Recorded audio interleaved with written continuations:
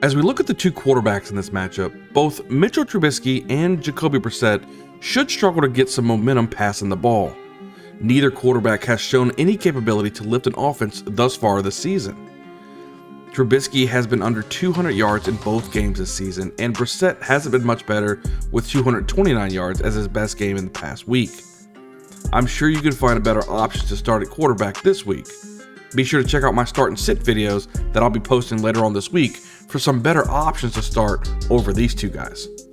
I have Mitchell Trubisky as a sit and Jacoby Brissett as a sit in a matchup where you should see the running game be the focal point and passing yardage to be limited.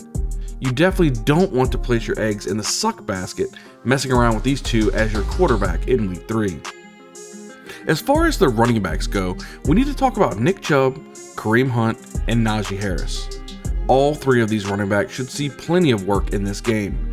With quarterbacks you cannot depend on, you have to rely heavily on the run game. Look for Nick Chubb to get his usual 15 plus carries, with Hunt mixing into the passing game with some screens and some out routes, and then Najee just to be the bell cow for his offense once again. I have Nick Chubb as a start, Kareem Hunt as a start, as well as Najee Harris as a start for this game. All of these running backs should be good for your fantasy team and put up some good numbers for week 3. Now let's look at the wide receivers in this matchup.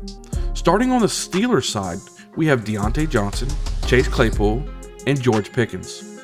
Diontae Johnson is by far the focal point of this offense.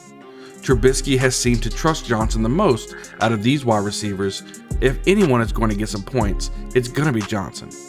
Chase Claypool is too touchdown dependent, and George Pickens has yet to be too involved in this offense. Even though he was involved in 85% of the team's snaps in week 2, he's just not seeing the production yet. Now let's go ahead and move on over to the Browns wide receivers with Amari Cooper, Donovan Peoples-Jones, and David Bell. Cooper finally showed a smidgen of life as he caught 9 out of 10 targets for 101 yards and a touchdown. Now if you need to start a Browns receiver, Cooper would be the one to start.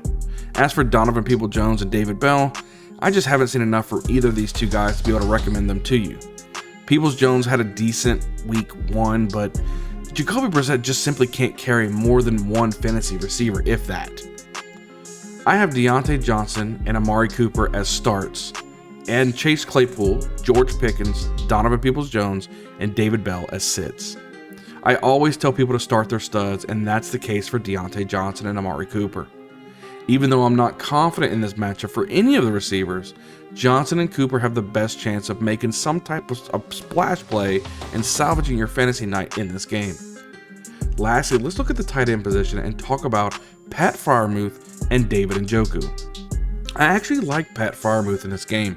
Trubisky seems to target Freiermuth quite a bit in games, as he had 10 targets in week 1 and 7 targets in week 2. With that type of opportunity, you have to like those target numbers from any type of tight end, let alone Freiermuth. On the other hand, David Njoku has just been extremely disappointed.